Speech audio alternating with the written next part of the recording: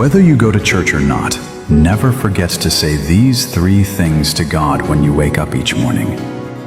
1. Dear God, today I woke up and I just want to say thank you. Thank you for my family, for everything you have taught me, and for the opportunities you have given me. Thank you for the gift of life and for walking with me through every joy and every hardship. 2. Lord, sometimes I worry too much about failure, about the unknown, and about the future. But you remind me that I am never alone. Your timing is always perfect. Even when I don't know what the future holds, I trust that you are in control and that your plans for me are good. 3. God, today I surrender my plans, my worries, and my doubts to you. I know you will never give me more than I can bear, because where my strength ends, yours begins. Ayan mga kaning-aning, mga kapanda, tayo magpiprito ng tilapia ating lunch. Ano po, samahan niyo po ako. Ayan guys, prito natin tilapia.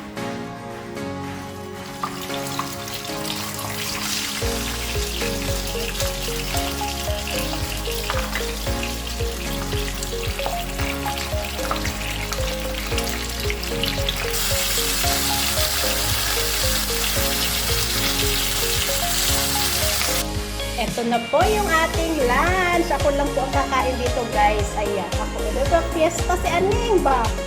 Kain daw mag-isa. Ayan guys. Ayan. Ayan, meron akong okra. Paborito ko po yung okra. Meron din akong toyo, pansi, may sili. Tapos andyan ko ng sibuyas. Tapos ito naman is kamatis na may Barrio Fiesta na alamang. Ayan, bibili ko pa yun guys. And then ito yung kanin ko guys. Ayan yung kanin ko. Tapos may tilapia rin ako dito. Ayan, tilapia. Ako lang kakain dito guys. And then ayun yung karne na binabad ko sa kalamansi. Ayan. Overnight ba? So pinirito ko lang siya. Ganyan lang. Yan guys ang aking pananghalian for today. Yan lang guys ang ating ulam. Ayan ang ating ulam. Ako lang guys sa kakain namin, diba? Wala nang diet. Oy! Ayan guys. So solo-solo niyan. Kumain. O, diba? Yan. Kain po tayo mga kapanda. Mga kapanda. Ayan, kain po tayo. Ito lang yung ating lunch. Yung pananghalian ito guys. Ayan, may tubig na rin tayo. Cheers! Ayan, bago lahat, syempre kailangan natin mag-pray.